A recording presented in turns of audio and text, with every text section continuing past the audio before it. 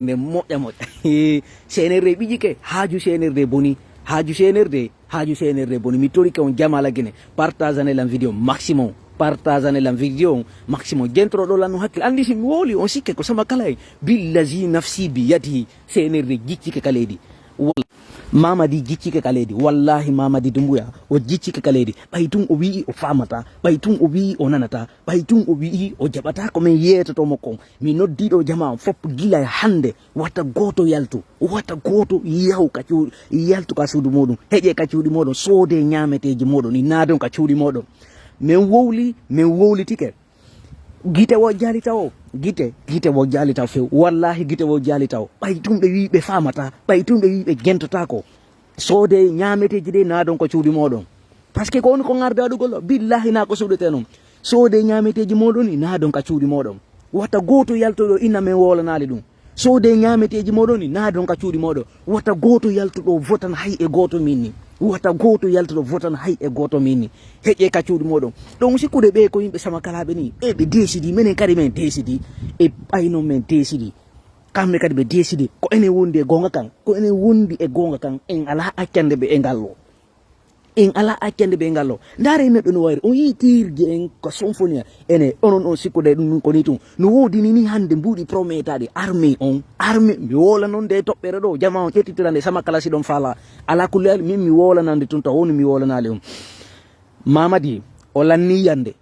wallahi billahi tallahi mamadi o lanni jiccade ka leydi o dappi o wallini danden ka koccuɗo laafiɗengal ngal mamadi lanni deppade ka leydi mamadi e senerde makko ɓe lanni deppade ka leydi fi haaju senerde ɓurta e joni haaju mamadi dumbuya ɓurta e joni wallahi o deppika ka leydi ɗo noon mi wola ɗo noon moƴƴa faamu moƴƴa mamadi o prometiɗo armée on mbuuɗi o prometiɗo wonduɓe e maɓɓe buyɗo mbuuɗi jon noon mi andi ɗo noon toɓɓere wotere nde ɗuwaɗon tirude jantoroɗon nde hakkille hakkuni allah ni fewdo ka wonɗen yewtude ni fewdo ka wonɗen ɗo mbeɗa andi hiɓe gentilangoy mbeɗa andi ko hiɓe dardelan ɗum noon mbeɗa felliti hiɓe andi kadi ko min ko wowde ɗo secret ji maɓɓe ɗi yimɓe ɓe no landade ko honto min woni renseigné wallahi ko wonɓe ɓen toon wallahi yeytade ko wonduɓe ɓen e mamadi ɗum wallahi yeytade wallahi ko wonduɓe ɓe maɓɓe wonmi yeytade et puis kadi min mentionnata jamais de la vie ndego mais kamɓe tigui ɓe felliti wona ko suuɗi nde ñandere min yalti min inni mbuuɗi lanniriɓe immoɗe ɓiƴenɓe fewdu komin ɓiƴunoɓe ɗo ha lutti wasta yara min unoyeɓe ni gama o welside e muɗum ɗum ɓe sikki ko sama kala awa ɗo ni fewdo ka fewde ɗo so yiɓe ƴettude pinka ɓe naata e nder quartier ji ɓe fella jama on so yiɓe darde ɓe ƴetta koko ɓe on wadde ɗo fof fiyo jama on hulɓe fiyota jama o yaltu manifeste ɗum ɗo wata marsude manifestation ma sikkugollo jama on hulɓinirte ɗum wata marsude ɓe fellude yimɓe ɓe trêve miɗen andi ɗum noon hiɓe fellude jama on joni noon est ce que si tawi on tawti komin wolani on ko wolande si min inni heƴe ka cuuɗi moɗon on heƴi ko cuuɗi moɗon ene goɗɗum no wawi on wadde fuu so wata on wadde wota on vota on dictatejo hay e goto soode ñameteji moɗon ni naadon ka cuuɗi moɗon wata goto wulu wata goto ƴeñƴo soode ñameteji moɗon ni naadon ka cuuɗi moɗon e soode ñameteji moɗon ni naade ka cuuɗi moɗon wallahi mamadi dumbuya ɓe yanayi joni kadi fuu so wata haɗugol ɗum e moji jama nani ko min non ko wolande wota goto yaltu soode ñameteji moɗon ni naadon ka cuuɗi moɗon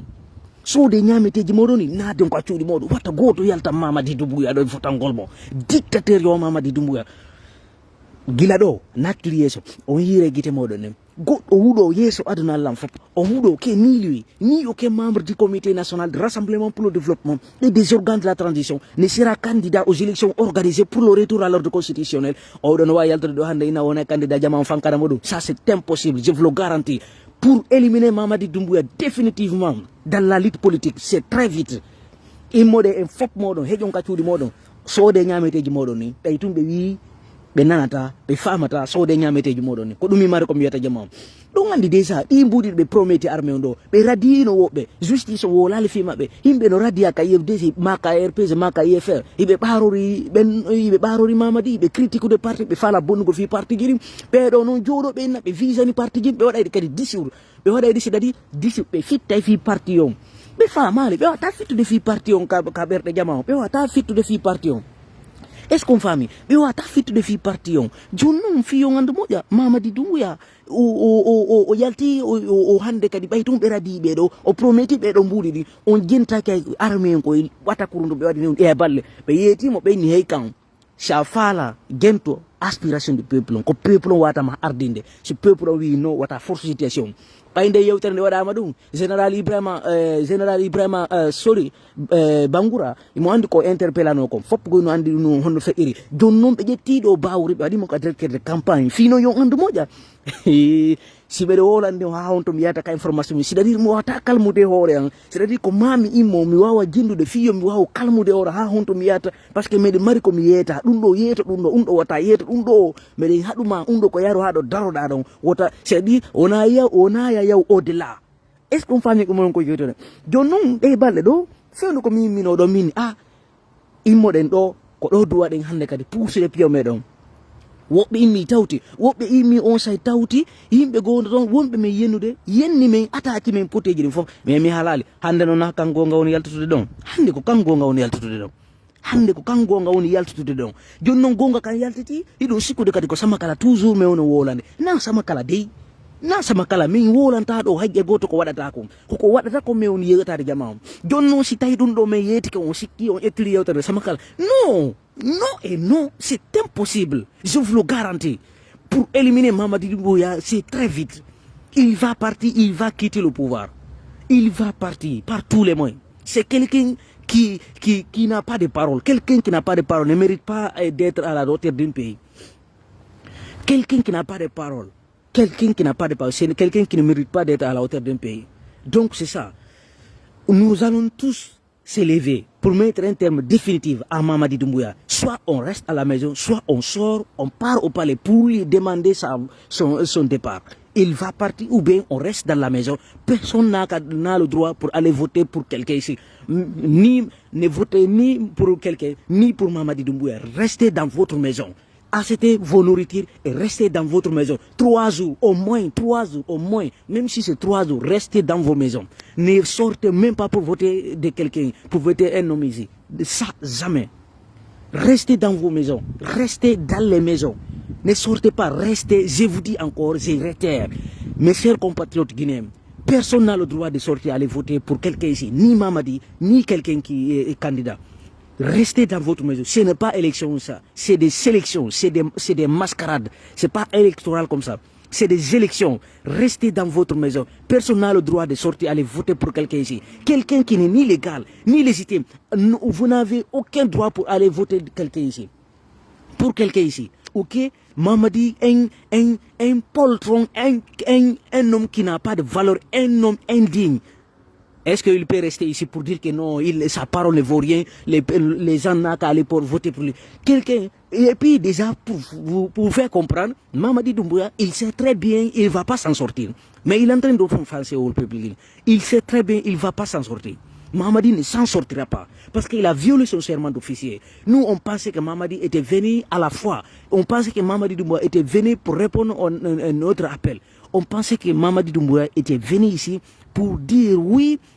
c'est que le peuple a besoin, il va le faire ça. Parce qu'il a juré, il dit de ne pas le faire des erreurs du passé. Mais je pensais que les erreurs du passé, c'est parce qu'il y a eu des mascarades, il y a eu du bilan incroyable, il y a eu du bilan inqualifiable le 28 décembre, le 28 novembre, le procès du 28 novembre. Et maintenant, ici, il y a eu le procès, le bilan, un grand bilan, le 1er décembre, à Zéro-Corée, au stade de 3 avril. Tout le monde sait ça. Plus de centaines de personnes perdues là-bas leur vie. Et aujourd'hui, ils sont là pour dire que ouais, sa parole ne vaut rien, on n'a qu'à aller voter pour lui. Ou bien, Mamadi Doumbouya, c'est lui seul qui c'est notre alternative. C'est dit n'importe quoi. C'est si qui doit être de baouri, de takai mappe, de wada de vote mascarade, ou mascarade mappe, ou hore mappe yantata. Be ni sanay dum hande be ni sanay dum jango haray ko dum yo jama am fop immo jogito hoore mudum wona ka cuudi modon woni ka cuudi modon wata goto yaltando votangol Mamadi Doumbouya heje ka cuudi modon heje ka cuudi modon wata goto votando dictateur heje ka cuudi modon Mamadi il va partir haray jama yonu ko ando don yonu ko famdo wallahi o yahay ko neba o yaha yoni few heƴe ka cuuɗi moɗon encore une fois heƴe ka cuuɗi moɗon so yi armée o hande noko woni ɗo arme wande no yalande mo yoto force situation himo andi o jom minetoni so yande wala yaltude wala campagne o wala hande yaltugo wala campagne ko parce que o fellita hore makoni